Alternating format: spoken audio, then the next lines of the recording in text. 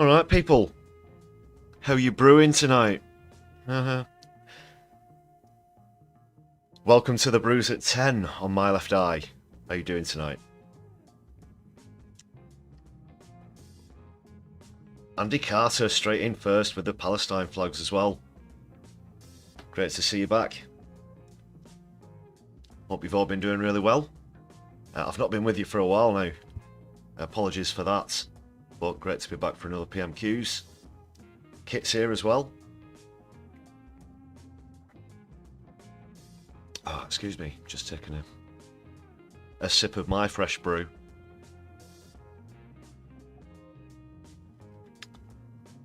Oh yes, Kit. Starting very early with the puns.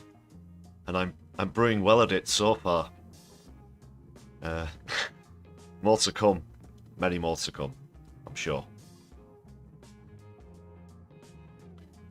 And feel free to add your contributions as well. For anybody who's wondering what I'm jabbering on about, if you're not familiar with the channel, we do like to throw a few tea-based puns around here on the Brews at 10 on my left eye, which is a channel all about politics and society from a left-wing perspective, by the way.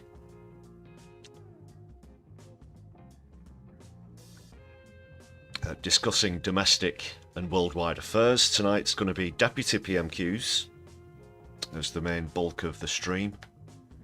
Angela Rayner's going to be stepping in for Keir Starmer, who's at the G20 conference, I believe.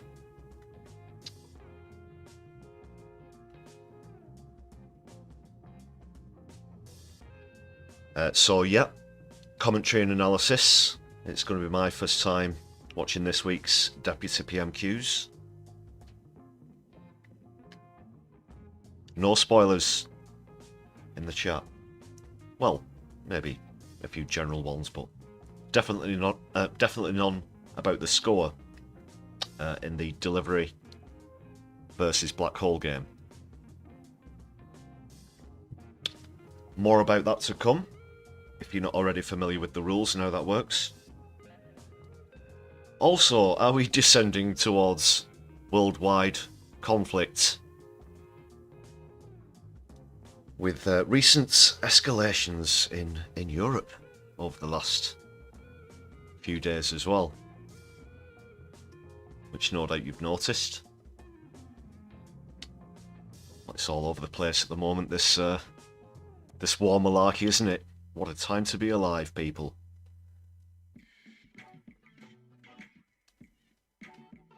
Just going to let the chat fill up a little bit more before we get cracking. Octo, good evening to you.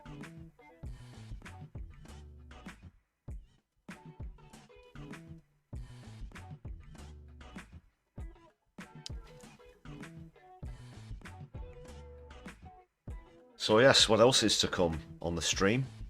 A few bits about recent protests, ceasefire protests as well. Few bits to catch up on since I've last been with you. Sorry I wasn't able to bring you a Sunday stream. There was something I had to attend, something work related, as well as doing the YouTube channel and stuff. I am self-employed at the moment, so apologies that I couldn't bring you a stream on Sunday, but it's great to be back. It's good to see you all too.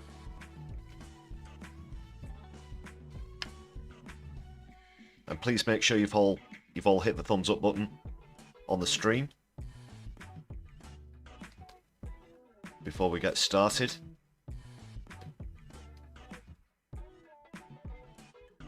And that's something I wanted to talk about before we get into Deputy PMQs. I was just about to say, feel free to share the channel's content across your social media, as I like to often remind people to do. But also, if you want to follow us, we're on Twitter, always Twitter, never X, at MyLeftEyeUK. And also on Mastodon at MyLeftI with capitals at the start of each word there for Mastodon. But going back to Twitter, if any of you made this mass migration, this transition, exodus from Twitter to Blue Sky, which a lot of people are doing now, mostly off of the back of Elon Musk getting on board with the Trump campaign in the US election and contributing $100 million towards it whilst he's at it as well. So let me know. Potentially MyLeftI could be setting up a Blue Sky account, but that's just one more inbox and stuff for me to have to look at. I'd rather not add to that list, if you know what I mean. So I think I'd only do that if I chose to abandon the Twitter account, really. But thanks a lot for those of you who've shared posts recently and stuff on Twitter and Mastodon.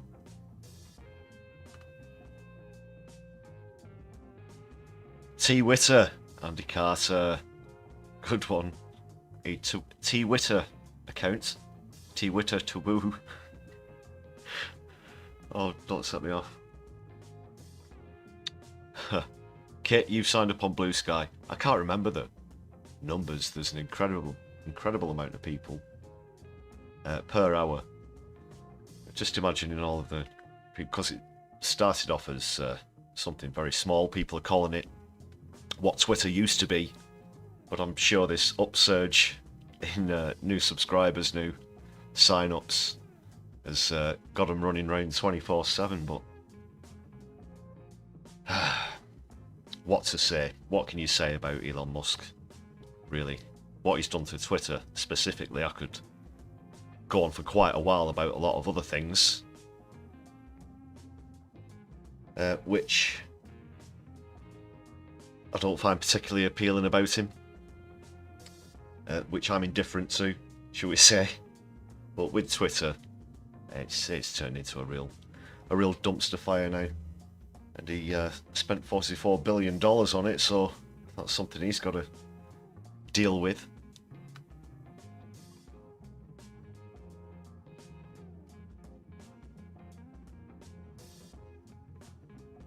Yeah, was it millions per day? Yeah, I don't know how many millions it was per day. My left sky. Oh, we're warming up nicely for the puns this evening.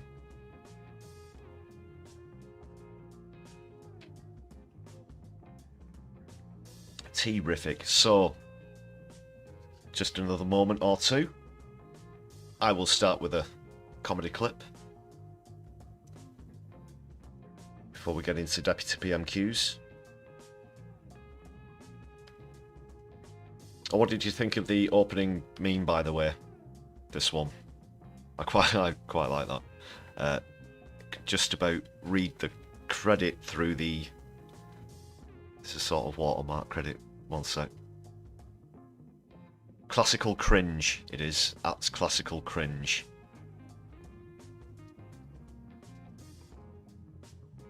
So shout out to them. Yeah, I like that one.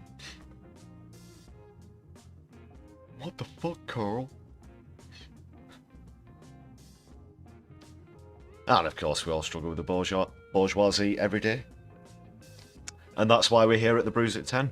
To put the world to rights and call out the truth for what it is.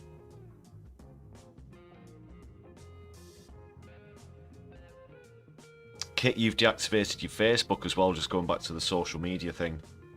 Don't have a Facebook account at the moment for MyLeftI. As I said before, less inboxes and social media accounts to check, the better. It's easy to get inundated with stuff like that.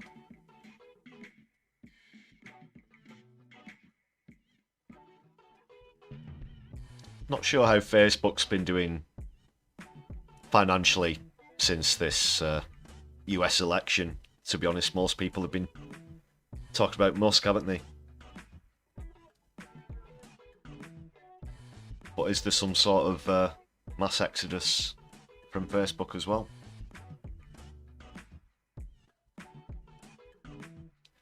It's also thought, of course, that the charges against Musk for this $1 million a day giveaway to people who signed a petition, which he's being sued for by the district attorney in the states in question, could all be washed away via presidential pardon once Trump gets in. I guess actually, in a strange way, on a rare occasion, turns out that Elon Musk was telling the truth in an interview when he said he was all in on Musk. Do you remember that one? Have you seen that one? With regards to the election, that was. I guess he meant legally as well as financially, seen as a lot of his stock, a lot of his shares have taken a bit of a tumble lately. But anyway,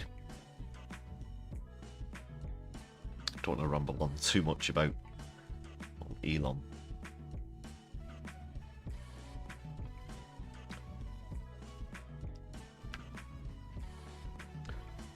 Shall we get started, ladies and gentlemen, brothers and sisters? Let's commence this week's Deputy PMQs, but first of all,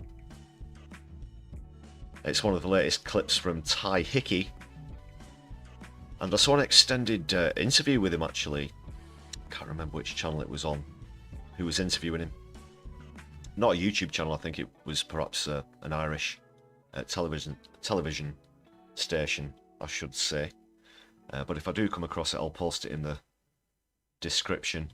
But this is one of his latest comedy skits.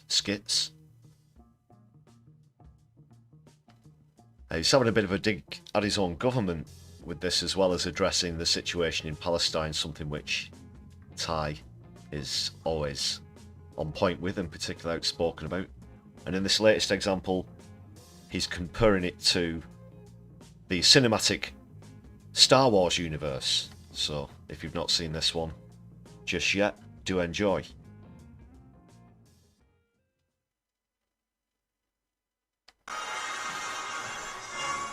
Oh my god. I think it's a disgrace that the Rebel Alliance won. Like, how dare they fight back against the Empire? We should make a sequel. I'll bankroll it. The Empire Strikes Back. Oh, that's good. What are you on about?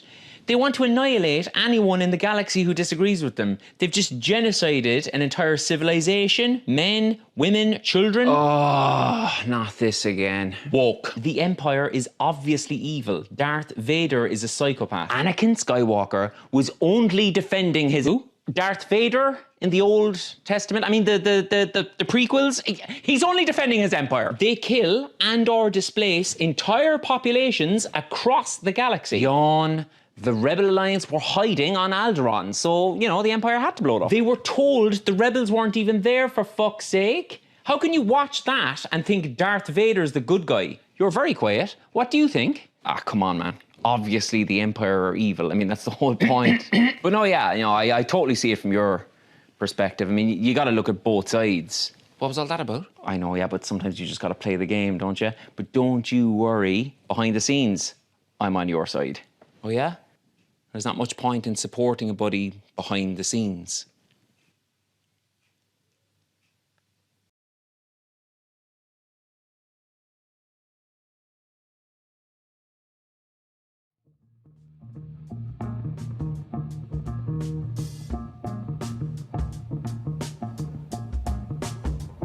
Taidgh Hickey there, great stuff. T Empire Strikes Back. Sorry, that just got me. Before the clip ended, nice one, Octo. T Empire Strikes Back. And Politics Clive, great to see you back as well. And Floor Snake, how you doing this cold winter's eve? Hope you're keeping nice and warm with a brew.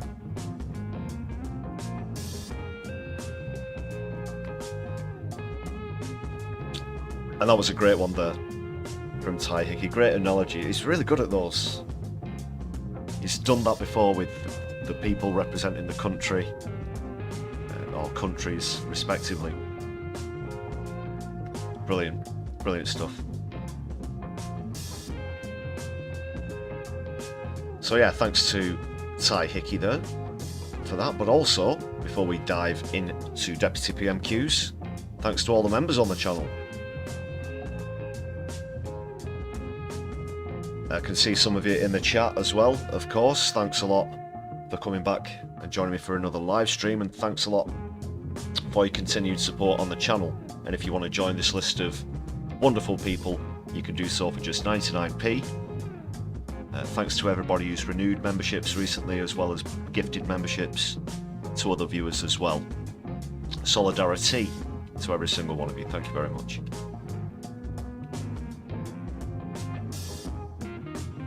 Gifted memberships is one of the best ways to help to support the channel.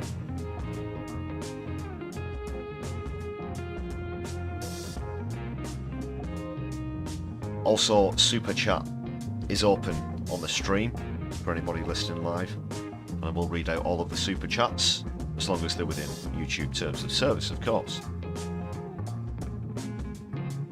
And if you're watching back on a replay, you can hit Super Thanks if you'd like to help contribute that way. So, that's my stall set up for the evening.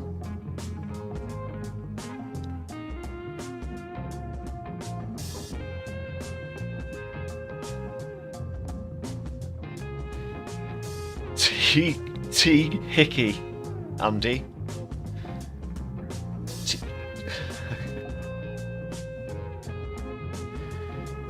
GH is easy, but the other way around, that's how you're supposed to pronounce that. Mobius, great to see you as well. Thanks for throwing up the Palestine flags too, everybody, Mobius included. Been on the pie this evening. Enjoy the pie. That's good. I might have a couple of biscuits whilst we're diving into Deputy PMQs now. Even that bastard Starmer can't deny me the biscuits, at least.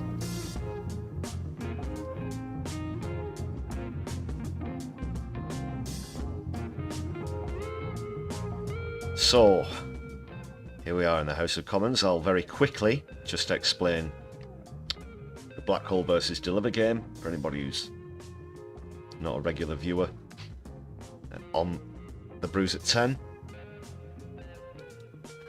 So anytime anyone in the House of Commons says the word black hole, you'll hear this noise and you'll see this. We're going to keep count in the top right corner, and also every time someone says deliver, we're going to visit from Postman Twat.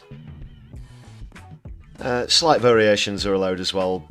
Delivering, for example, it doesn't have to be the word deliver specifically. £22 billion black hole. They don't have to say they're 22 billion, just black hole will do.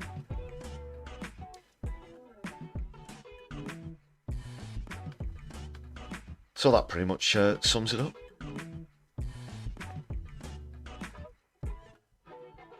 And again, another close call last week, so we'll see what prevails.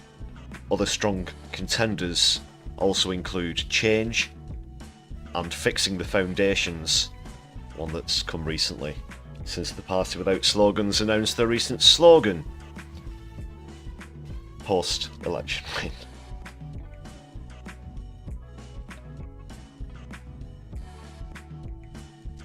What's going on in the chat here? Oh, it's descended into talk about pie, has it? Well, I didn't know we had so many people from Wigan in on the chat, if you don't mind saying so.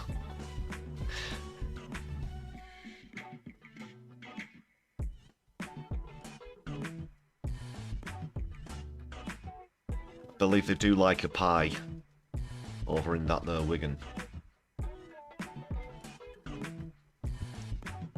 You're debating which sauces or other things to have with it. Bit of mash. I do like a bit of mash myself. Lest we descend into culinary matters, let's crack on with the bloody politics. Okay. So much bloody politicking these days, isn't there?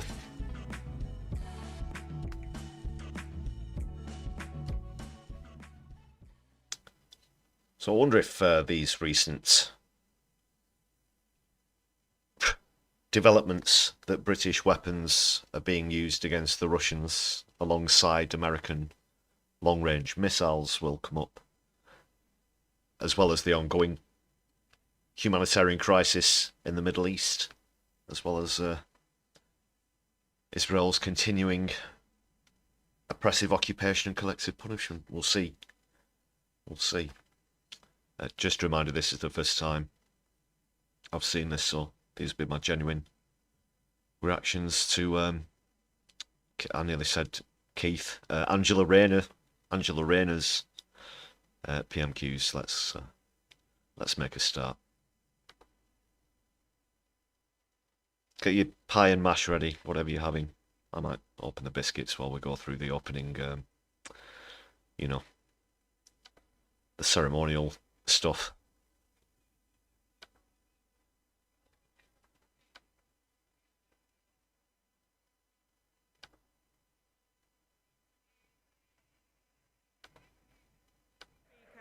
Been asked to reply. My right honourable friend, the Prime Minister, has attended the G20 summit, strengthening the UK's ties with major economies to drive jobs and security at home. And Mr Speaker, this week marks 1,000 days of Putin's barbaric war in Ukraine. We will stand with Ukraine for as long as it takes. And Mr Speaker, this week also marks Equal Pay Day. Try 7 decades in the Middle East, Angela. Bill strengthening the rights of working women and making work pay. And Mr Speaker, this morning I will have meetings with ministerial colleagues and others. In addition to my duties in the House, I shall have further such meetings later today. Thank you, Mr Speaker. I recently met with members of the British Association for Biological Anthropology and Osteoarchaeology who highlighted a loophole in the Human Tissues Act which allows human remains to be auctioned, frequently disguised as modified items or replicas. This has included a fetal skeleton. Sorry for pausing so abruptly, and this sounds like quite a serious matter as well, however. Andy Carter, though, pasties. Pasties. Which do you prefer? Pasties or pies? Oh, no, that's far too much of a local radio station call-in question, isn't it? Like something on the Partridge and do or something. But no, good pun there, Andy.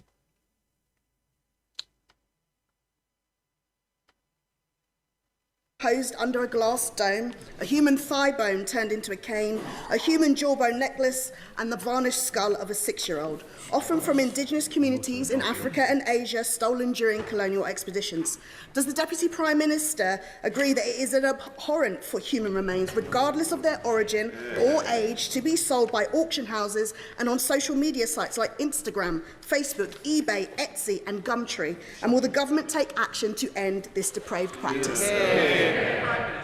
Well, I thank my honourable friend for raising this sensitive issue, and it's absolutely horrifying to hear the account of what my honourable friend mentions, and I absolutely agree that that's abhorrent. And while the Human Tissue Authority strictly regulates the public display of human remains with fines or imprisonment for breaches, it does not cover sales or purchases. However, I will ensure that a meeting is made with the appropriate minister to discuss the troubling cases that she raises. We now come to Alex Burkhart, the Shadow Chancellor of the Duchy of Lancaster. A super tiny welcome to the chat as well. Hope you're well tonight. Don't worry, we don't judge on teas. Earl Grey's fine if that's your preference. About Ukraine. Democracies must stand together. What is the government doing to bring down inflation? Well, Mr Speaker, I think it's astonishing that, and first of all, can I welcome the right honourable? Yeah, this is bizarre for a moment there. I wondered what was going on. Just having gotten used to Kemi Badenoch taking over, as well as Priti Patel making a comeback as well. For a second, I was like, wait a minute, this isn't a backbencher, this is Deputy Leader of the Opposition. And it looks like everyone else forgot as well. Even Rachel Reeves has managed to raise a smile. Ugh. To his place. And many people might not know, Mr. Speaker, but the Honourable Member was the Minister for Growth when, under Liz Truss, inflation was 11.1% and growth flatlined. So we're doing much better than he did. Minister for Levelling Up. Rubbish. Well, the truth is that this, well, actually, thanks to I'd like to thank the Honourable Lady for her standard charm. The truth is, this government isn't doing anything to bring down inflation. This government is stoking inflation. That's it. I knew there was something about him that reminded me of someone else. It's not actually, it's a mishmash of two people. And I couldn't quite place it at first. So, essentially, we'll go to the other camera angle. Just first, we had above-inflation pay rises for the unions. Then, we had a budget. So he reminds me of a cross between, is it Nick Robinson, the host of Today on Radio 4 and other things, with a dash of Michael Gove. What do you say, people? That's the vibe. That's it. I couldn't quite place it. Really haven't heard much about him since before the leadership election, and then when he was made Shadow Chancellor of the Duchy of Lancaster. But that's it. That is he. What do you think? Good resemblance? Which the OBR said voice as well. Would increase Very inflation. Order. Sorry. Oil's not happy. Right, I'm going to hear the question. I suggest we all hear it together, then our contestants can understand the answer as well as the question. Alice Burke. Very kind, Mr. Speaker. First, we had above-inflation pay rises for the unions. Yep. Then we had a budget which the OBR said was going to push up inflation. Yep. This morning, we had city economists, real economists, Mr. Speaker, saying that next year inflation would hit 3%. Does the Right Honourable Lady agree that this government's decisions mean higher inflation for working people? Mr. Speaker, I'll ask the honourable gentleman, 11.1% or 3%? We've already talked about Ukraine, Mr. Speaker. It was Ukraine and COVID that drove up inflation. Well, earlier on today it was announced that inflation will reach its highest level for a while now. And obviously that's on Labour's watch.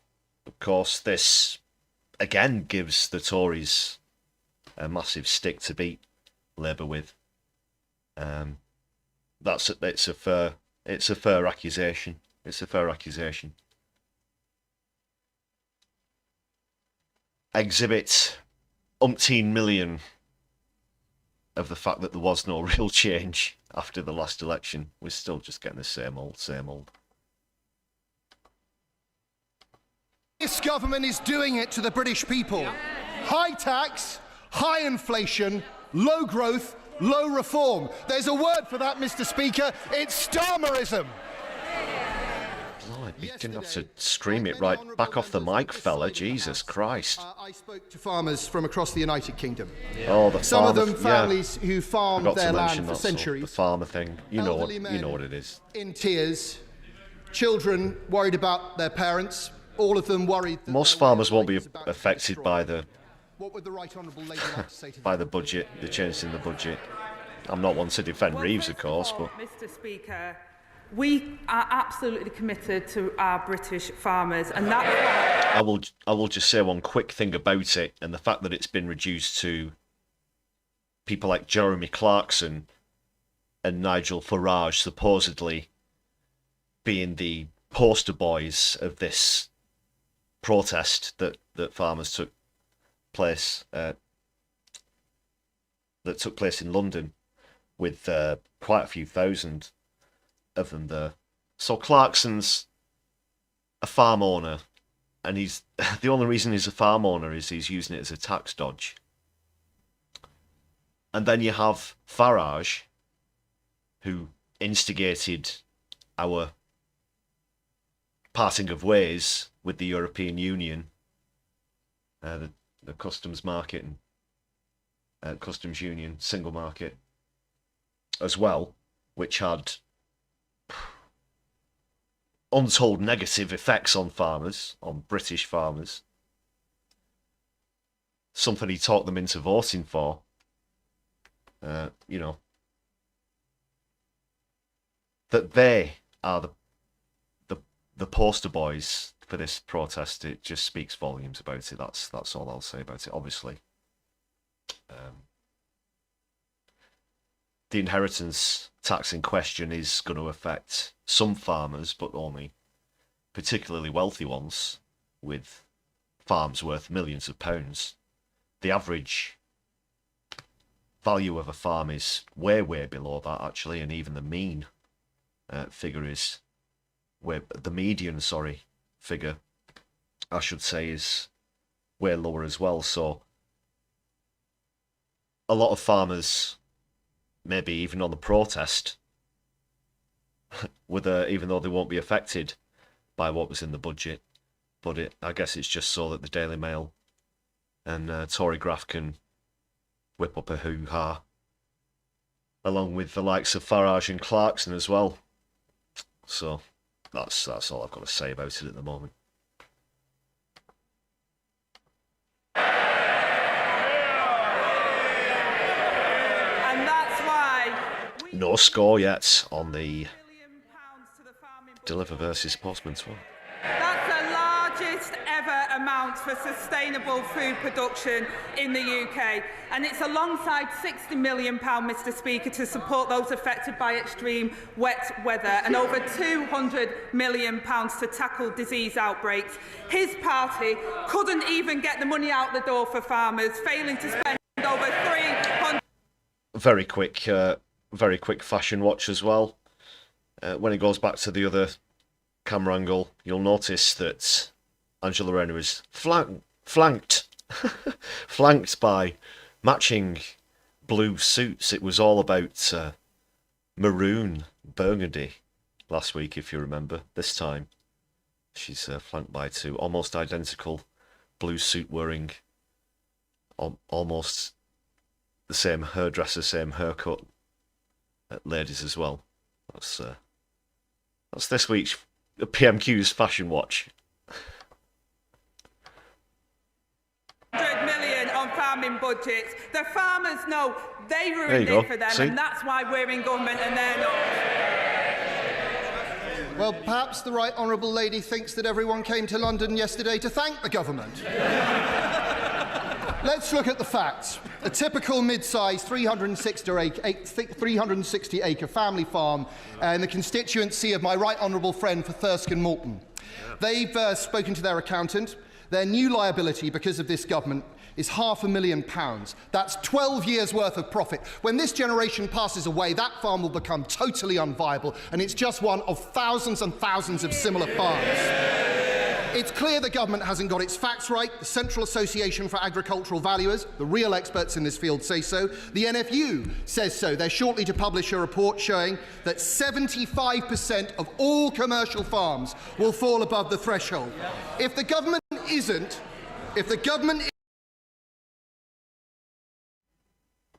What was his name?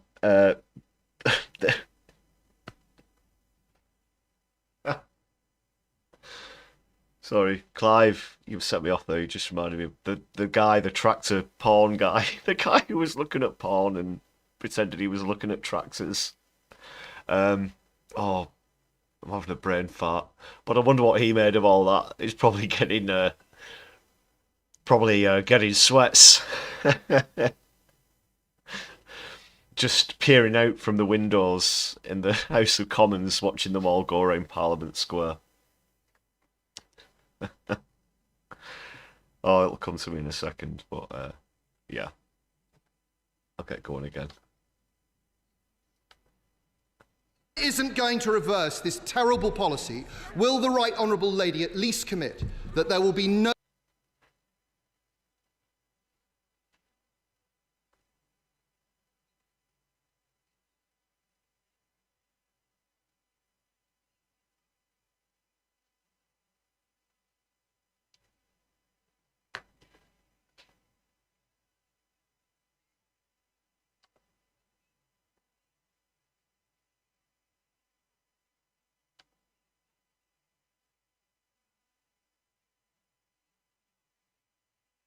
pay no tax on land passed Alex, on the valued audio is at down there for a £1 million. moment, sorry about that. Couples can pass on £3 million, Mr. Speaker, Well, I'll go tax-free. back 20 seconds just to... Be totally unaffected. He wants to agricultural property relief or business property relief in this Parliament. Well, Mr. Speaker, he talks about the facts, and I absolutely stand by the figures the government has set out. And the vast majority of estate owners will be totally unaffected. He wants to talk about the figures, Mr. Speaker. I will be crystal clear. The vast majority of estate owners will see no change and pay no tax on land passed on valued at £1 million. Couples can pass on £3 million, Mr. Speaker, tax-free, and those above the thresholds will pay only half the normal rate and can pay over 10 years interest-free. This is just another part of the budget that's unravelling. I have to concede that is true. That's what appears to be the case.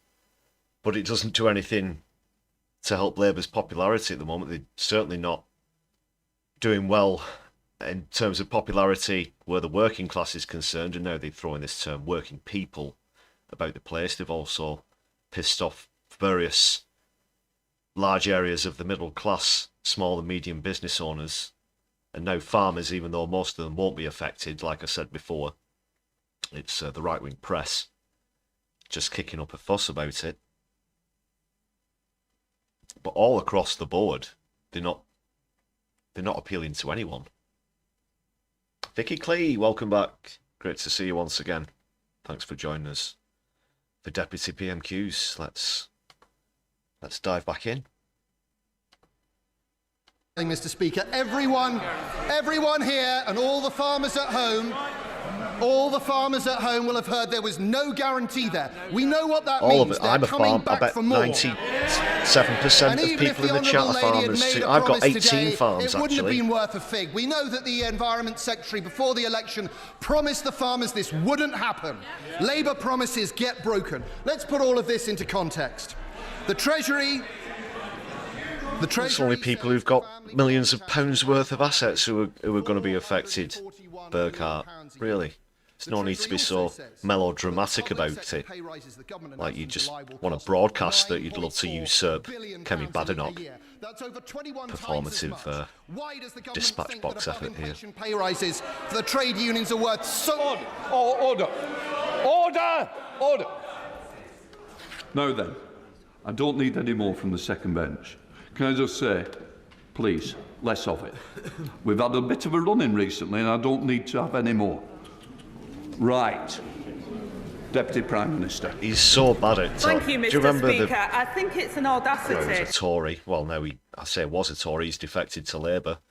Very atypically, but Burko, the days of Burko, he was very good at reprimanding MPs during the exchanges between Jeremy Corbyn and whichever MP was leader of the Tory party that month.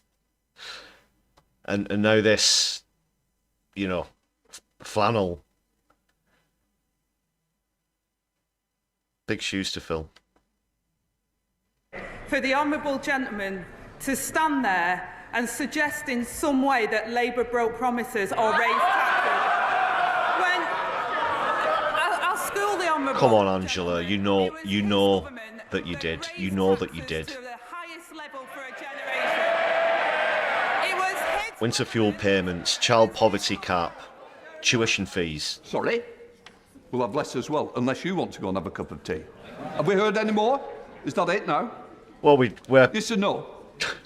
Absolutely, you're the one that was mouthing. don't bring tea into this. Well, I'm sorry, Lindsay. you must be able to do it like a ventriloquist dummy. Prime Minister. It was Ventriloquist. No, come on now. Do you want some tea? I'm really annoyed. Really am. Honest. Yeah. Blimey. Right. Well. Anyway. Carry on. his government that crashed the economy, that saw inflation rise to 1.1% and growth flatline. It was his government that spent the reserves 3 times over. I'll take no lessons from the honourable gentleman. How did we not get a 22 billion black hole I there? understand why the right honourable lady doesn't want to answer questions about the terrible choices She the was government building up made. to that so well. It's because the Just let us truth is down. ugly. The truth is Angela, that this is a punishment down. meted out to people who don't vote Labour. It's the same punishment meted out to parents who send their children to private schools. It's the same punishment meted out to the owners of small businesses terrified about national insurance contributions. And it's the same punishment meted out to pensioners who can't afford to pay their fuel this winter. Isn't it the truth, Mr. Speaker, that if you don't... Back off the mic, fellow. care about you... Back off.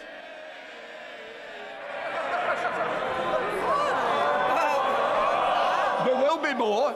There will be more. And it won't be what you want more of. Deputy Prime Minister. Well, Mr. Speaker, after that display, he clearly didn't Quite active recognise this the result week, for a of change. the general election. And has learnt nothing. While this government has been fixing the mess that they left, the Conservatives have been desperately trying to rewrite history. They come here every week jumping on a new bandwagon, taking a new pot shot, but absolutely no word on what they'll do differently. Last week, the Leader of the Opposition admitted she supported Labour's plans to invest in NHS, schools and homes. But what they want is all the benefits of the budget, Mr. Speaker, but have no idea how they'll pay for it. Mr. Speaker, the faces may change, but it's the same old Tory party. Straight back to putting everything on their credit card, spending their reserves 3 times. The faces have changed, but it's the same old neoliberal shithouse mantra, policies, agenda. We're investing in the future. Andy MacDonald. How's it still 0-0? MacDonald. Thank you, Mr. Speaker. In a new report, Human Rights Watch have set out irrefutably how Israeli authorities are committing the war crimes of forcible transfer in Gaza, which amounts to crimes against humanity. Israel's evacuation system fails to ensure civilian safety. Civilians are not provided with access to health, nutrition and shelter, compounded by the banning of UNRWA, with much of Gaza now uninhabitable. Will the government acknowledge that Israel has carried out mass forced displacement in Gaza, and will it take concrete measures on arms, trade and Israeli officials in order to comply with its duty to prevent genocide and protect Palestinian lives? Well, place your predictions, people. What are we going to get from Angela Rayner? Are we going to get that they have assurances that Israel themselves are going to look into the matter? Are they going to try and argue about the definition of genocide as Angela Rayner comes to reply here? Or could she go for the move of saying that the United Kingdom will always seek to comply with international law, as Diane Abbott looks on expectantly from Rayner in that shot, though? We're off pause this as well.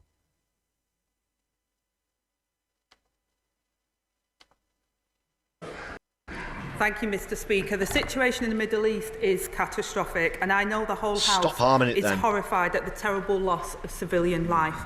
We are calling at every opportunity for an immediate ceasefire with the release of the hostages and more aid into Gaza.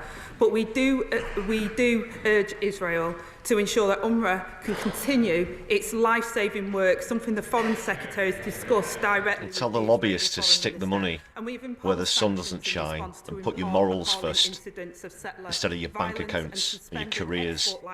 For arms following a review that found a clear risk that they may be used to commit or facilitate violations of international law. And we will continue to seek to a two-state solution with a secure Israel, Mr. Speaker, alongside a viable and sovereign Palestine. Lame response for me. Awful. Thank you, The attempt to show compassion is particularly revolting. Prime Minister's remarks on Ukraine. Ahead of the budget, I warned the Deputy Prime Minister that increasing national insurance contributions on social care providers would make the crisis in social care worse. Now, OBR figures suggest that the increase in NICs will cost more to social care providers than the money that the government has announced for that sector in the budget, meaning that that measure alone could withdraw £200 million out of the sector. Will the Deputy Prime Minister speak with the Chancellor to make sure that, at the very least, health and care providers are protected from taking the hit?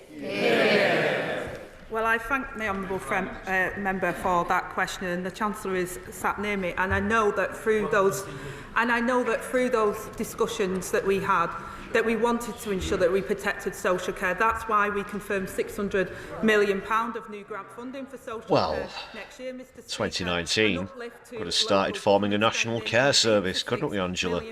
But a lot of the people to your left and to your right and behind you there really didn't want that. And we'll also make sure that the NHS is funded to help with the social care situation as well. Thank you, Mr. Speaker. It's clear that the social care providers will be worse off, so I do urge the Deputy Prime Minister and the Chancellor to look again at that. Somebody else who was very worried about the budget is Cathy.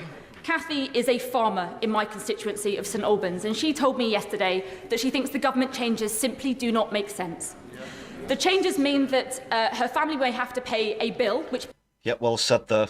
Vicky Clay in the chat, renationalise social care and pay the workers well. There was a slight increase for carers in the budget, but it was very much crumbs on the table. I think it was going up by an average of just a few pounds a week for carers who really do deserve more. Will force them to sell land, which makes food production unviable. At the same time, the government has not closed the land buying tax loophole that can be exploited by equity firms and the super wealthy. Farmers told me yesterday that they feel like they were betrayed by the Conservatives, and they now feel they were betrayed by the Conservatives.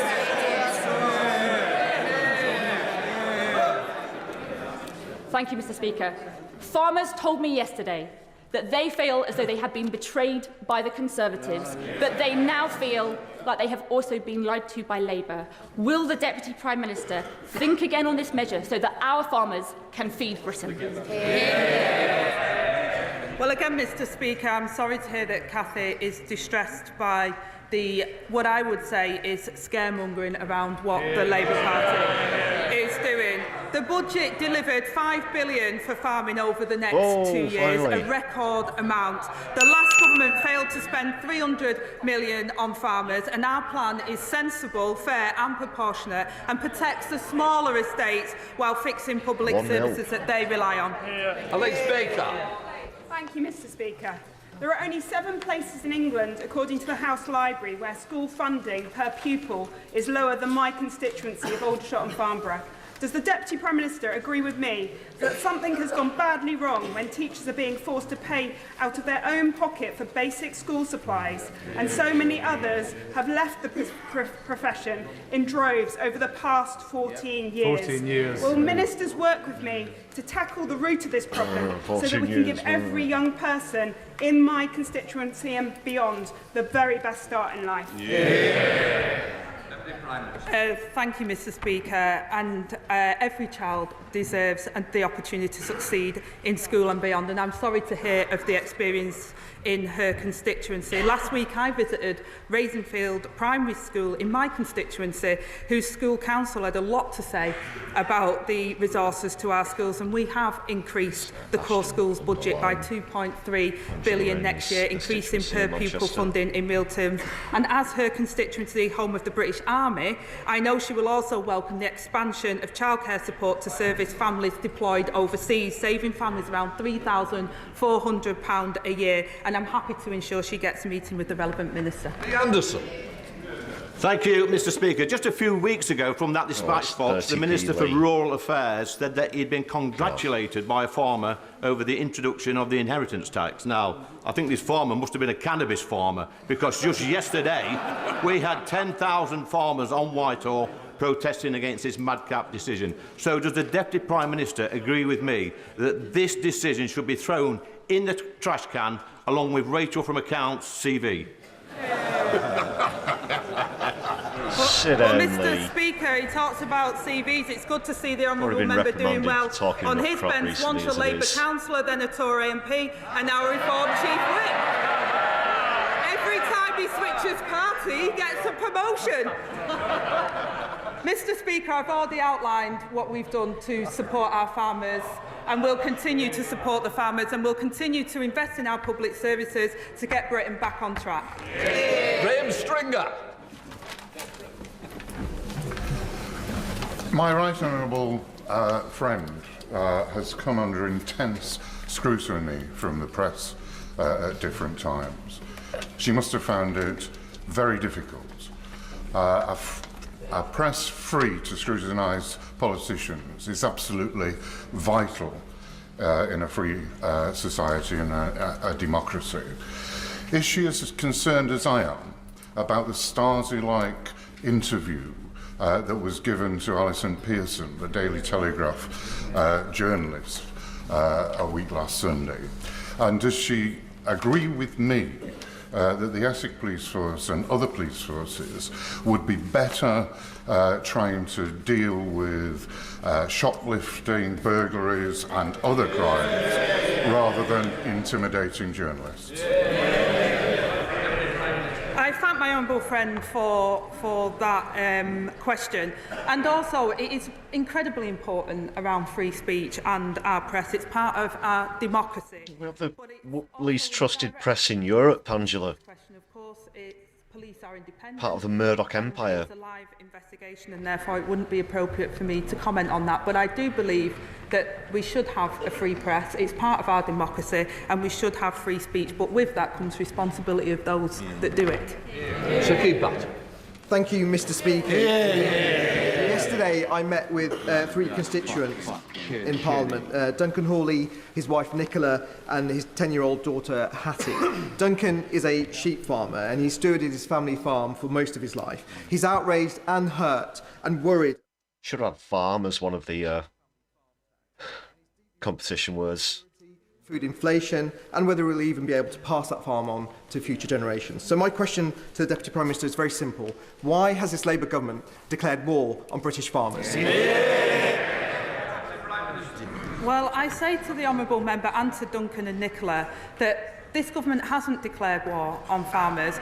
The vast majority of farms will not pay any inheritance tax, and we have protected them. We have been as generous as we can, and the farmers rely on our public services like everybody else. We inherited a £22 billion black hole from the Conservatives, who spent reserves 3 times over. We are investing in our schools, our hospitals, our public services and housing. And if the honourable gentleman wants to suggest what he would do differently, if he doesn't agree with that, like the Leader of the Opposition, then he should say so.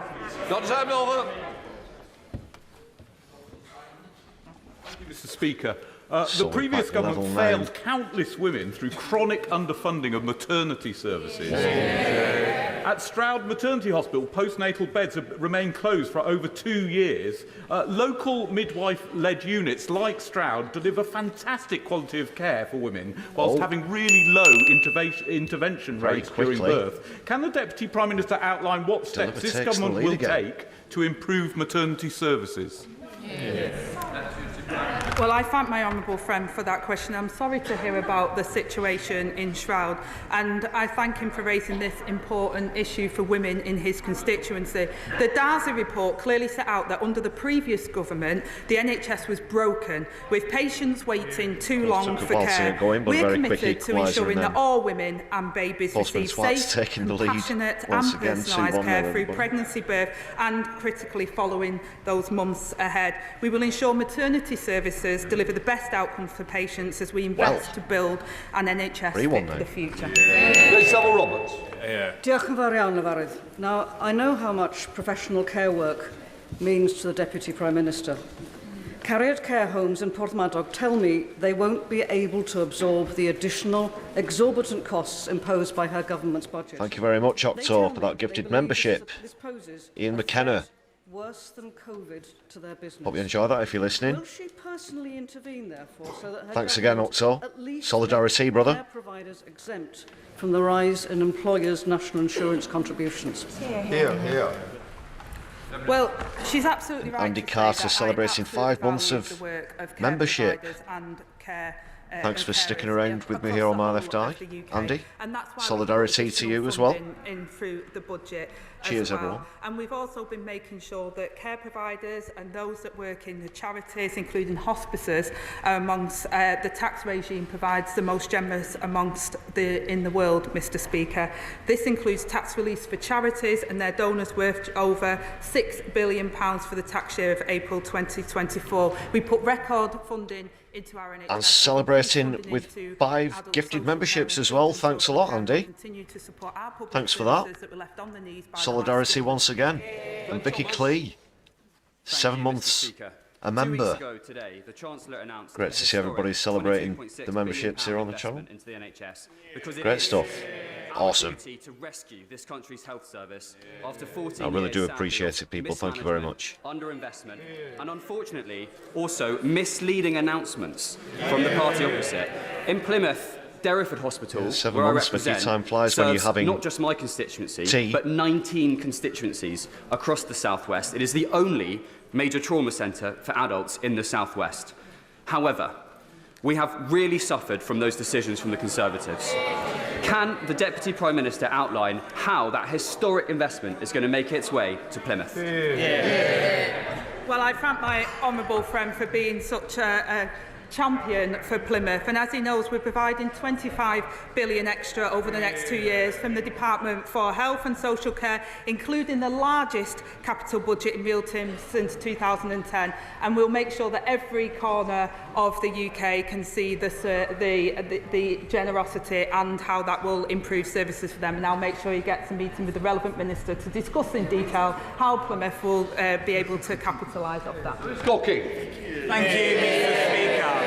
The town of Cheshunt in my constituency of Broxbourne has no banks or building societies. We've been told we're not eligible for a banking hub. We've been told we're not eligible for a banking hub. Does the Deputy Prime Minister agree with me that every town that wants a banking hub should be eligible for one so that my residents can have access to their hard-earned cash? Well, Mr. Speaker, we've committed to 350 banking hubs through this Parliament. I phased out for a moment there. I might have missed. I'm not going to rewind, but. I'm hopeful that he also will be thankful of the Levelling Up Fund Round 2 money that we secured, with £14.3 million going to Waltham Cross Resistance Project, regenerating the town centre for his constituents. Jonathan Hinder. Thank you, Mr. Speaker. I know better than most that under the last Tory government, neighbourhood policing was stripped away, leaving the police invisible in towns like those I represent in Pendle and Clitheroe. As a former police inspector, I'm delighted that the new Labour government has committed to rebuild neighbourhood policing. Can the Deputy Prime Minister assure my constituents that Labour's neighbourhood policing guarantee will soon ensure that every town has a dedicated neighbourhood team? Well, Mr Speaker, I thank him for his expertise in this area and for the work that he did previous to coming to this place. Tory austerity has decimated neighbourhood policing, and we'll put thousands more neighbourhood police and PCSOs back on our streets to ensure every community has a named local officer, and we'll tackle illegal drugs, half-night crime, crack down on antisocial behaviour and go after the gangs who lure young people into violence. Dr. Andrew Burris. Thank you, Mr Speaker. The Scottish and Welsh governments have banned the construction of new waste incinerators because of health and... See, when it comes to crimes such as the ones Angela Rayner's described, you can't make such outlandish claims that you'll reduce such and such by half or a certain percentage within a year or whatever it is they're saying. You just literally can't do that. This is a societal problem, and yes, there are ways to reduce things like knife crime and other things that Angela Rayner described, but you can't say that you'll just magically turn a tap that'll reduce it by 50% within a year. That's just not going to happen. And what will follow from that is that gives the Tories another stick to beat you with in the House of Commons 12 months down the road. And you'll find yourself subject to eating your own words once again in an umpteen number of GIFs and clips on social media. But they think it sounds good on the sound bites for the news or whatever, so they'll throw that around. But you just can't. That's not how you do politics. That's not how you... Well, lying obviously is a way that Labour and the Tories choose to do politics. But I mean, that's not how you resolve the issue in question.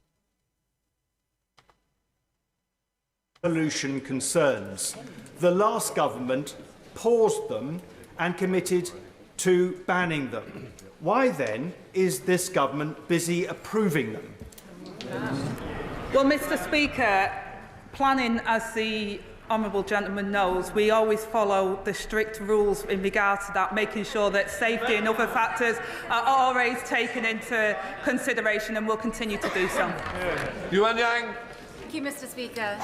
Thousands of families in my constituency of Early and Woodley have moved into new build developments in Shinfield, in Loddon Park and beyond, but many have found their dreams of home ownership punctured by unfair and opaque property management charges. Can the Deputy Prime Minister reassure my constituents by setting out how the Leasehold Reform Bill will address these concerns, and would she like to meet with me and affected constituents?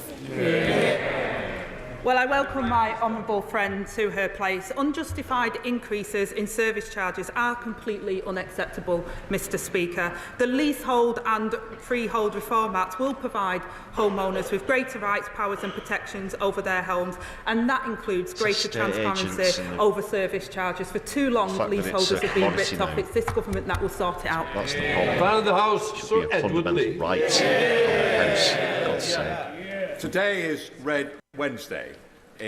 Just very quickly, one final thing about the farmers' issue as well. I also believe that other such necessities like food, basic fruit and vegetables,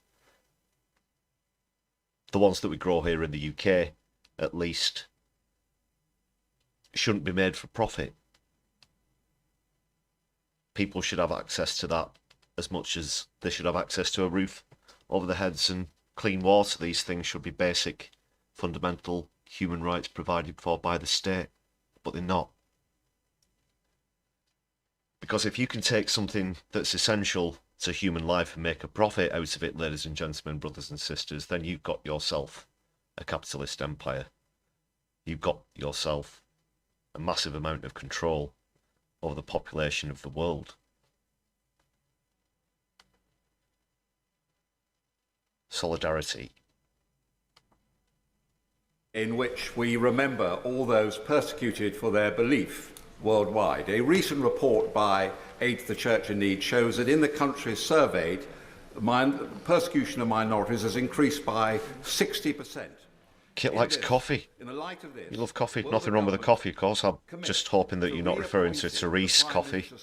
I'm sure you're not. Freedom of religion and belief, a post that has remained vacant since July, so that, and do that as soon as possible, hopefully by Christmas, so that we in the United Kingdom can play our part in defending religious and belief minorities worldwide.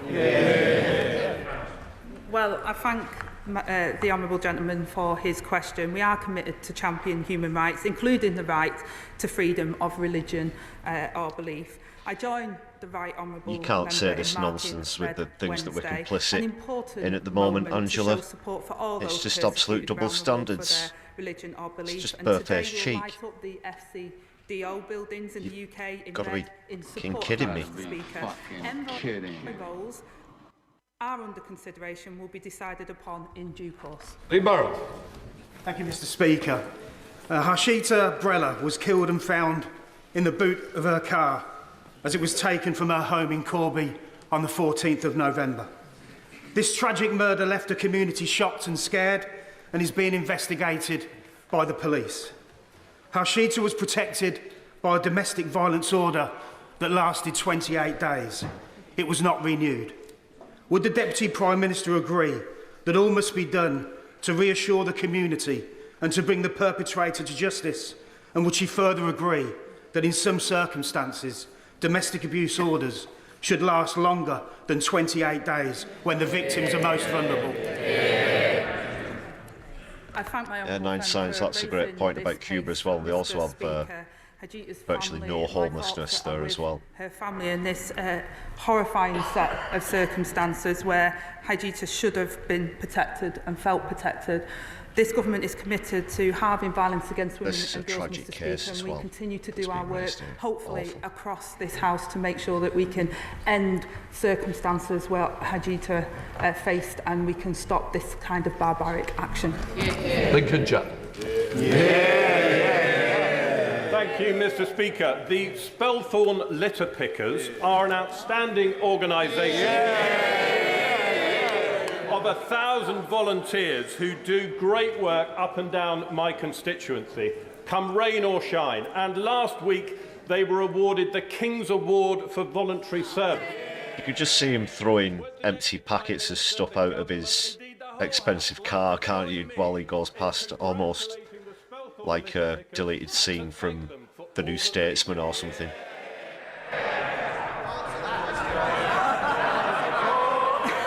Mr. Speaker, what can I say? I absolutely agree with the honourable gentleman, may I say my honourable friend, Exchanging smiles and having a laugh with and the say what an Tories. important role across all of our constituencies Doesn't where make you wanna local puke. communities come together and volunteers help. In particular, young people as well do a lot of this in our constituencies, Mr. Speaker. So I think across the whole House we congratulate them on their award Davies, and those welcome that to do the the chat. voluntary work Great and to see you support back our again. community. Barker. Thank you, Mr. Speaker. I draw the House's attention to my register of interest as a very proud trade union member. In 2019, the party opposite promised to deliver an employment bill that would protect and enhance workers' rights 4-1 now. in the UK. And like so many of their promises, they never delivered. 5-1, But my it's a double. right honourable friend has done it. Cleaning up the mess that the party opposite left behind. So would the Deputy Prime Minister agree with me that her employment rights bill is the biggest upgrade to workers in a generation? Not much long left for Blackhall to catch Mr. up. Speaker, and declaring an interest, me and my right 5-1 honourable now. friend used to be conveners for Unison North West as well, and I champion the work that she's done on behalf of her constituents and for working people of this country. The government is delivering on its plan to make work Oh my pay and goodness, to ensure that it's employment turning rights into a are fit race for a all of a modern sudden. economy. And the Employment Rights Bill will benefit people in some of the most deprived areas of the country and will save them up to £600 per year in lost income from hidden costs of insecure work. So I commend the work that many honourable members, some across the House and in particular on our benches, that have brought this bill to fruition. Graham Stewart. Thank you, Mr. Speaker. The whole House recognises the postman is busy authenticity today, of the Right Eddie. Honourable Lady's Great to see you backstory, back her there. Hope you're pride very well. in being a carer, and indeed in her recent elevation. By contrast, in June, the Chief Constable of Northamptonshire was sacked for misrepresenting his CV. And just last month, Blackhall isn't doing very well. In fact, you could say that this week Blackholes absolutely suck. It absolutely sucks. Okay, so that's the end of this week's live stream. Thanks a lot for... I'm only joking. But it does look like it's been absolutely trounced this week, 6-1. And just a few minutes left. Anya Nasri, the nurse, was imprisoned for 5 years for doing the same. Does the Right Honourable Lady agree with me that such serious consequences are right and just in such cases? Well, Mr. Speaker, what I would say to the honourable gentleman, I know where he's trying to go with this. Postman Twat's working a late shift, he's pulling me overtime. They've got to these days to make ends meet. While it's tempting, what I would say to the honourable gentleman is, sorry, the right honourable gentleman, I do apologise. What I would say to the right honourable gentleman is our Chancellor in the last 4 months has shown more competence than the last 4 Chancellors that he had. Thank you, Mr. Speaker. My home city of Edinburgh, despite being Scotland's capital, is the lowest funded per head local authority in Scotland due to austerity inflicted on us by the SNP in Holyrood. That means great projects like the Ripple face closure. Now that my right honourable friend, the Secretary of State for Scotland, has secured the biggest block grant to Scotland in the history of the Scottish Parliament, will the Deputy Prime Minister work with me to ensure the Scottish Government uses that to end austerity for my constituents? Well, you're probably losing your seats at the, they've already learnt the lesson up in Scotland. The SNP are very likely to make a comeback at the next election, according to recent polling. They're already sick of Labour. Our budget rejected a return to austerity, and we delivered the largest funding settlement for Scotland in real terms since devolution. The result of the budget is clear, Mr. Speaker. The SNP have the powers, they have the money, they have no more excuses. Thank you very much, Mr. Speaker. I was contacted last week by a constituent whose husband has stage 4 bowel cancer. He had a routine scan in June but didn't receive the results until early November, and unfortunately within that period he received unsuitable chemotherapy and his cancer has progressed. Given that Shropshire has the worst record in the country for CT and MRI scan results, can I ask the Deputy Prime Minister the same question that my constituent has asked me? When is the government going to address this problem? Well, I'm sincerely sorry to hear about your constituent's husband and the terrible diagnosis at stage 4 and the delays in that. We've set out before how difficult the inheritance was in terms of the cancer diagnosis waiting list. People are waiting far too long for treatment. It's why the Chancellor put record money and funding into our NHS so that we can catch cancer on time. And I know that the House Secretary is determined to do this, and as a personal endeavour to him to make sure I that think people West are not Streeting having is to going to wait try and and don't make end it up so in that circumstances that cancer are so tragic patients for your have to pay for the treatment for the record, moves I'd like towards to an apologise insurance-based to system I got the like we wrong have in person. America, Mr. Wilde where has so such owned up to me. illnesses, What I would say is diseases can absolutely financially bankrupt people, even what we would describe as middle-class earners as well. So be warned about where this money's going.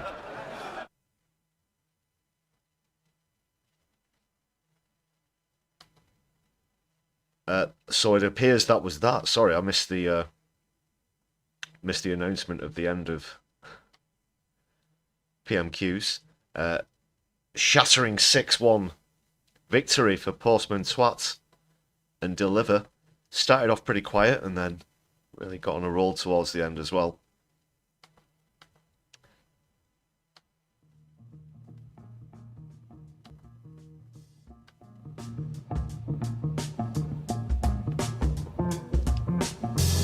And actually, at least we didn't have to put up with Keith. That was quite refreshing. as well. I've caught Rachel Reeves picking her nose there. Apparently in the... Actually, no, that's not me. That's just where it's cut back to at the end of the stream. You're going to wipe that on your blue suit, Rachel. Ugh. Gross.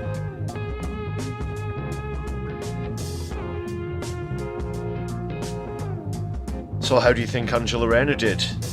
How do you think Deputy Leader of the Opposition did?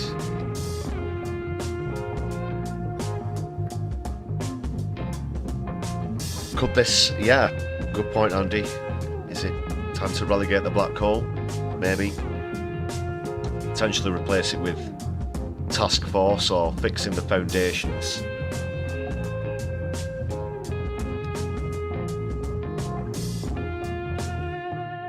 Oh, look what we inherited. I'll have a think about that. But do let me know what you thought about the PMQs in the chat, as well as in the comments if you're watching back on a replay. I'm going to move on to a couple of other matters very shortly. Just a quick reminder. Oops, I've left that up. Just a quick reminder to hit the thumbs up button on the stream. Please do share content across your social media. Also, thanks to those of you in the chat so far who've gifted memberships this evening and celebrated memberships as well. Solidari-Tea to everybody for that. You can also join the list of members for just 99p. Please do check out some of the perks.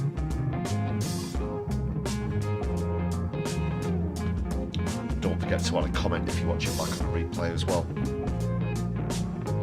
So I shall move on to other matters very shortly, just get queued up. Quickly bounce over one or two other things. I can't stay on too late tonight.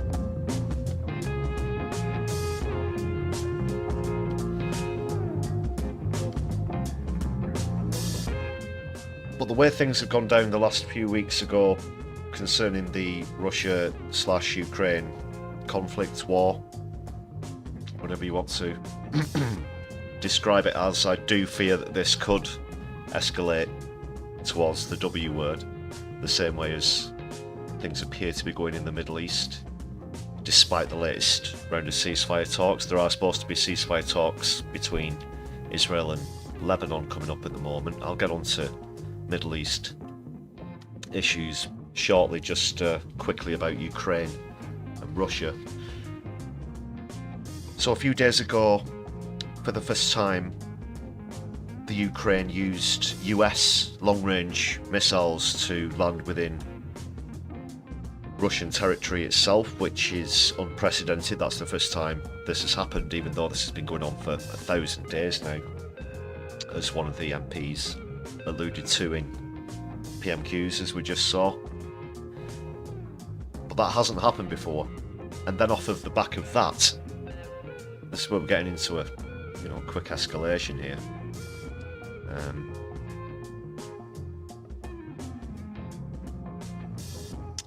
Very quickly after that, Russia actually lowered the threshold for using nuclear weapons, essentially. That is to say, if you want to call it, the patience will be shorter when it comes to if they're going to choose to use nuclear weapons or not. Those two things I don't think are without coincidence, and that's just for a start. Then today it was announced that UK shadow missiles are going to be used for the first time as well. So now that clearly makes us involved with this, even though, yes, we have officially, as a nation, said that we're an ally of Ukraine and provided financial support as well. We're giving them £3 billion a year, as long as this goes on as well, for a start. But this, in terms of actual military hardware, really does paint a bullseye on the country as far as Russia are going to be concerned. Let's have a quick look at what's going on. Just get rid of the scores and whatnot. I'll go back to the screen. But I'm pretty worried about this, I have to be honest.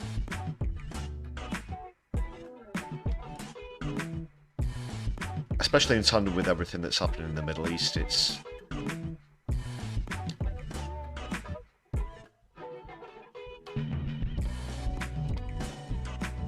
all escalating really quickly.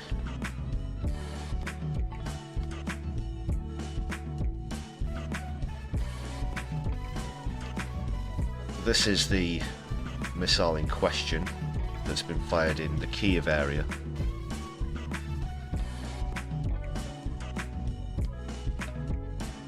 There's been reports that fragments of the missiles have been found in the area as well. So it's previously been restricted from using long-range missiles within its own borders. Just skim through the article as well.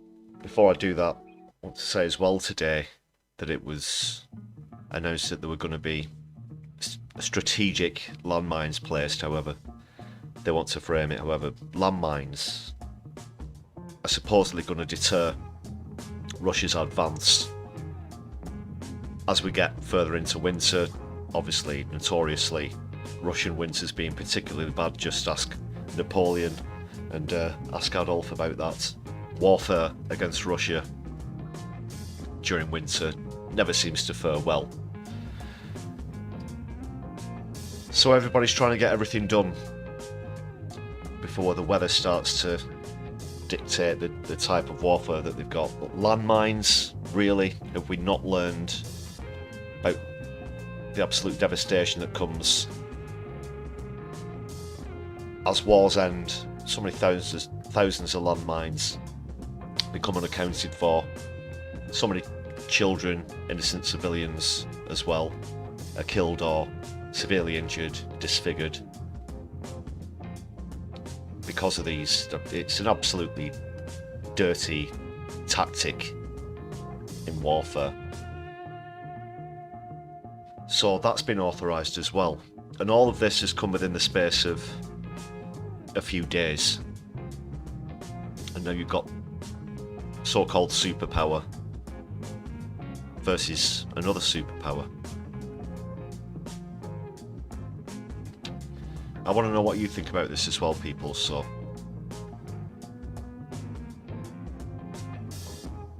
how concerned are you? I'm starting to get further concerned. A lot of Western leaders, this is the thing, they think that because of nuclear deterrence and other such factors that Putin wouldn't be so bold as to launch a nuclear weapon, but I really wouldn't put it past him, and he's surpassed people's expectations previously where that's concerned, not specifically with nuclear weapons, but they thought, oh, he won't have the balls to do X, Y, Z.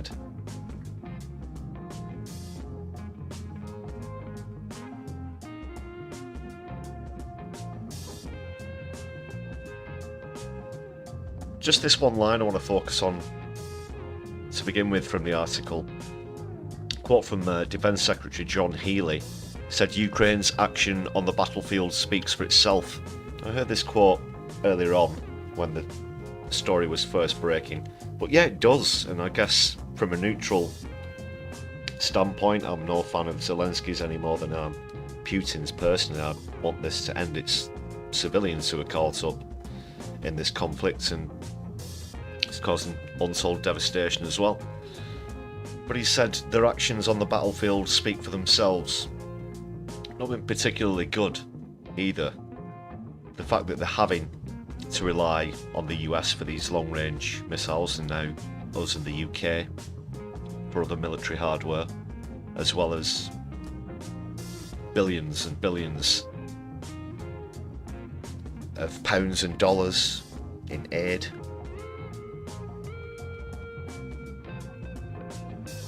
It doesn't appear that they're holding their own at all, so in a strange way you have to sort of agree with that quote, I guess.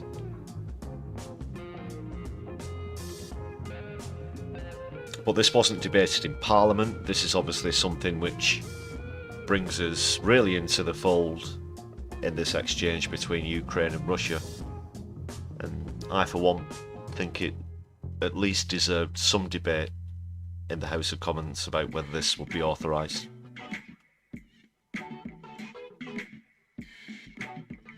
So if Russia decides to retaliate against the Ukraine, the United States, the UK, we've given them a pretty valid excuse, I guess.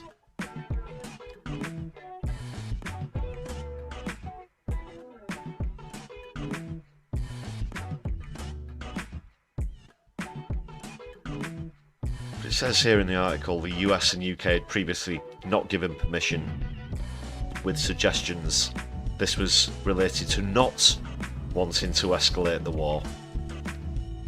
Well, I've got news for you. If you throw a load of weapons at a country for them to fire at another country, then I can't see how that is any kind of deterrent from escalation. Maybe it's just me.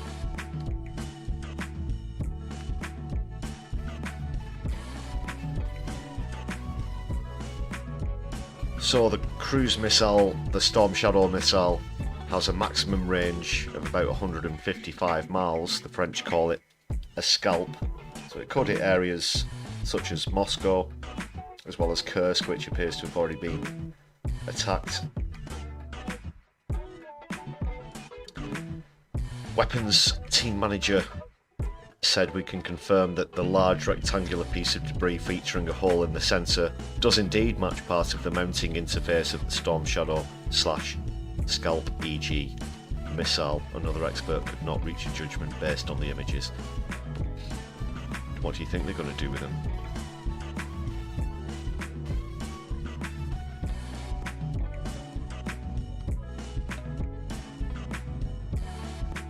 Let's see what's happening in the chat. Let's see what you good people think. Military aid. On fire with the puns tonight, everyone. Nice one, Andy.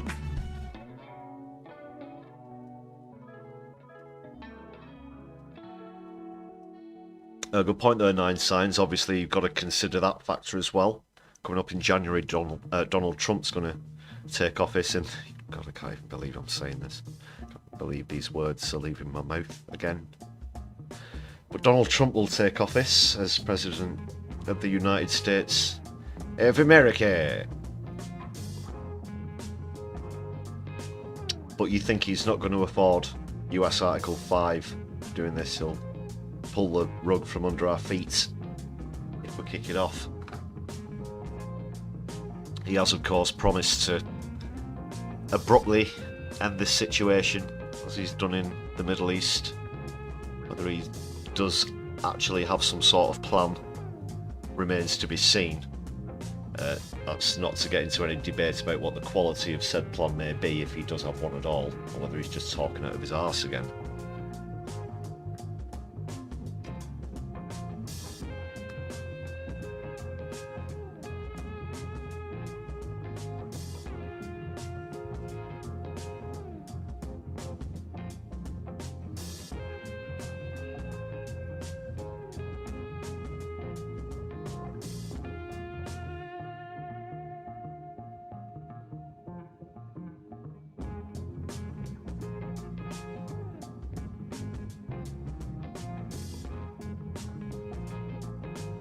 United States kit. Oh, could be a bit too, maybe a bit too much.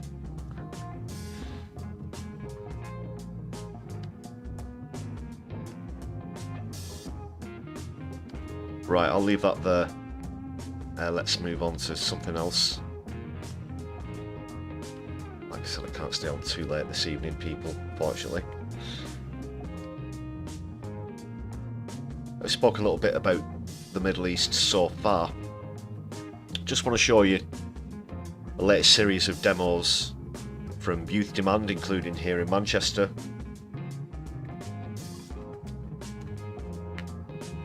With swarm demonstrations which, if you're not familiar with those, there was something that Just Up Oil were doing a couple of years ago in London, sort of very temporary road blockages of around 5 to 7 minutes, and then moving on as well. But this time, Youth Demand employing that tactic to call for a ceasefire in Gaza. So let's take a look at that.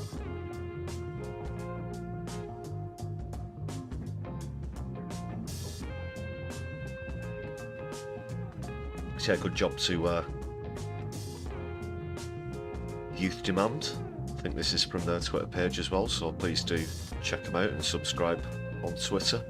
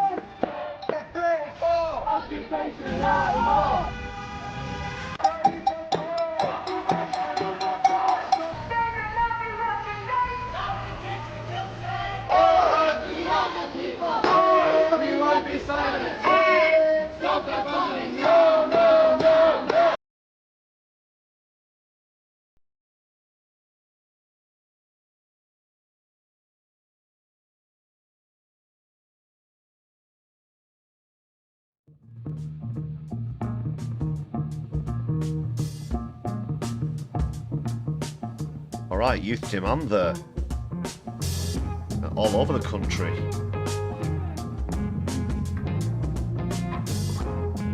So yeah, big up for Youth Demand once again. Great stuff. Great to see people continuing to support Palestine and call for a ceasefire here in the UK and across the world as well. There have been other great demonstrations. In fact, today there was a workers' demonstration in solidarity with Palestine as well in Greece. Massive demo there.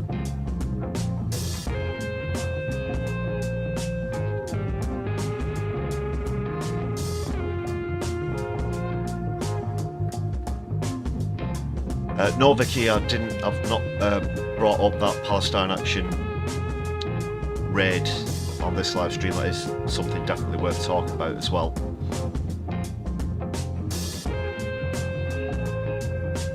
So yeah, have you heard about that recently? I will go into it in more detail on future streams and videos, but this is something that we're seeing happening more and more. I've mentioned recently on another live stream, members of JSO raided again, and members of Palestine Action as well, so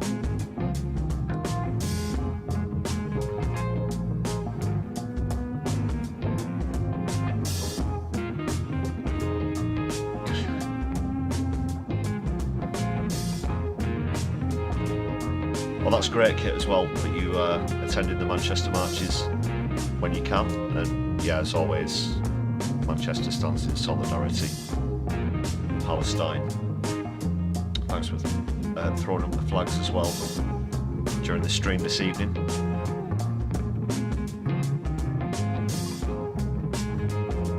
I think some of the people who took action at some of the Elbit factories as well have trials coming up, so I'll try and keep you up to speed with that, as well as what's going on with general protest and demonstrations around Israel's abhorrent, I should say, actions in the Middle East, as always. Yeah, sorry, is the music a bit lit? Sorry about that.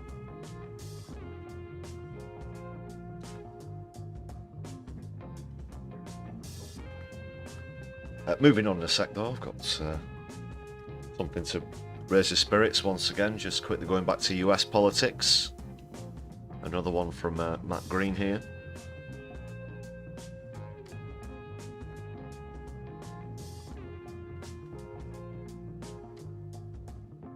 Do enjoy.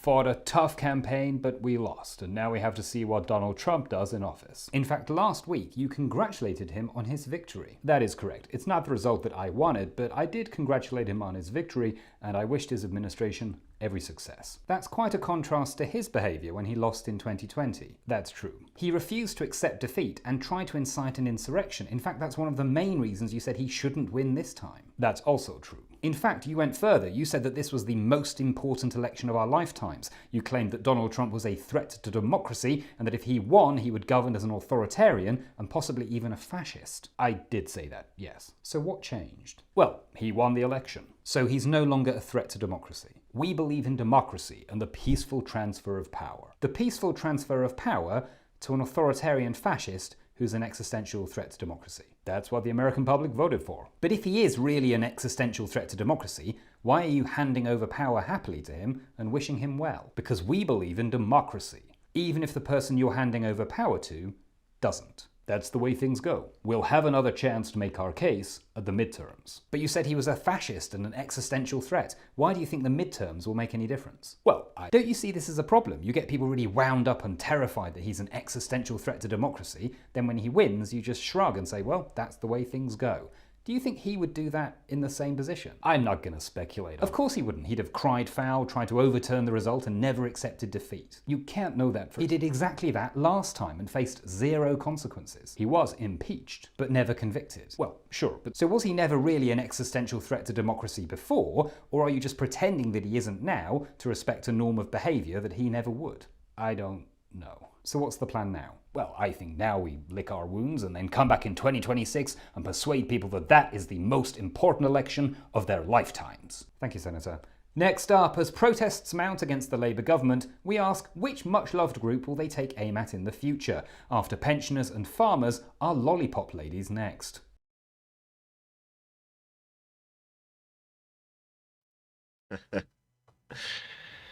Great as always from Matt Green. Check out his website as well as YouTube channel. Also, just very quickly back on the protests surrounding Palestine as well. Thanks for pointing out in the chat a reminder about the fact that Barclays have pulled out of funding Israel as well as fossil fuel projects as well.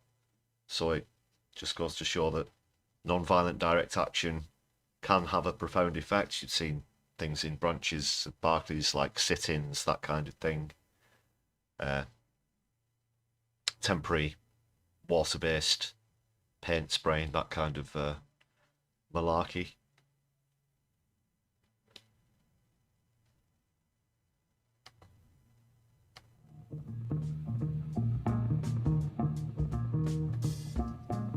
So yeah, whether it's for a livable future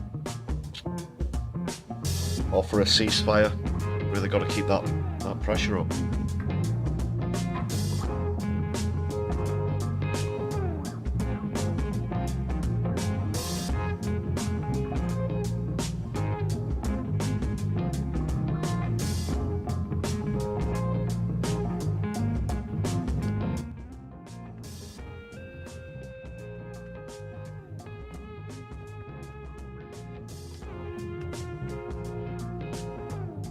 Okay, people, ladies and gentlemen, brothers and sisters, I'm going to be bringing the stream to a close shortly, but please do stick around. As always, I'm going to see if we can raid into any other channels, and I'll also give a customary thanks once again to all of the members. I'll update that list before the next stream or video as well. Thanks a lot to everybody who's gifted memberships on tonight's stream. You are all amazing, awesome, wonderful people. Thanks once again. Really do appreciate that. And I'll see if we can redirect or raid. Not that kind of raid, not the one we were just talking about.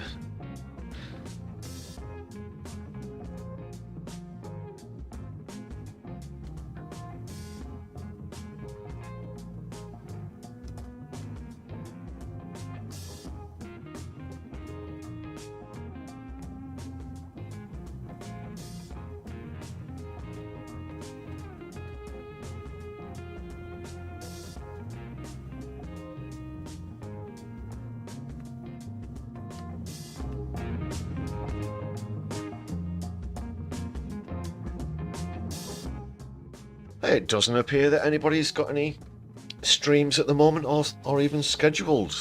So we'll just be bringing things to a close this evening. But please do check out some older content if you want to continue enjoying the Brews at 10 or just My Left Eye in general.